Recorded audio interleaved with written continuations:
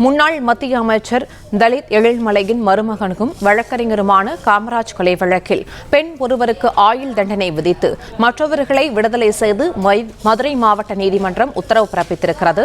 கூடுதல் விவரங்களை செய்தியாளர் ராஜ்குமார் வழங்க கேட்கலாம். ராஜ்குமார், வணக்கம். விவரங்களை பதிவு பண்ணலாம். வணக்கம். முன்னாள் மத்திய அமைச்சர் தலித் எழில்மலையின் மருமகனும் பிரபல வழக்கறிஞர் காமராஜ் அவருடைய கொலை வழக்கு சம்பந்தமா மதுரை மாவட்ட நீதிமன்றத்தில் இந்த வழக்கு விசாரணை நடந்து வந்தது. இதில் பெண் ஒருவருக்கு ஆயுள் தண்டனை வழங்கியும் மற்றவர்களை விடுதலை செய்தும் உத்தரவிட்டது மதுரை மாவட்ட நீதிமன்றம். மறைந்த முன்னாள் மத்திய அமைச்சர் தலித் எழில்மலையின் மருமகனும் பிரபல வழக்கறிஞருமான காமராஜ் 2014ஆம் ஆண்டு கொலை செய்யப்பட்டார். காமராஜ் சமீபத்தில் வெட்டி கொலை செய்யப்பட்ட பகுஜன் சமாஜ்வாதி கட்சியினுடைய ஆம்சாங் இருவரும் நெருங்கிய நண்பர்கள் என்று கூறப்படுகிறது.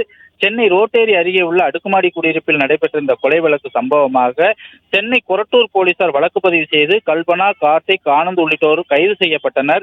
இந்த வழக்கானது திருவள்ளூர் மாவட்ட நீதிமன்றத்தில் நடைபெற்று வந்த நிலையில் வழக்கு விசாரணையை உச்சநீதிமன்ற உத்தரவுப்படி மதுரை மாவட்ட முதன்மை நீதிமன்றத்துக்கு மாற்றப்பட்டது.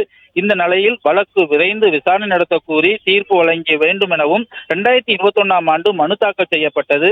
கடந்த 8 ஆண்டுகளுக்கு மேலாக நடைபெற்று வந்த இந்த வழக்கு விசாரணை விரைந்து முடிக்க உத்தரவிடக் கோரி வழக்கறிஞர் காமராஜின் சகோதரி மேரி தேன்மொழி மதுரை உயர்நீதிமன்ற கிளையில வழக்கு தொடர்ந்த நிலையில மொத்தமுள்ள 34 சாட்சிகளிடமும் விசாரணை நடத்தப்பட்டது.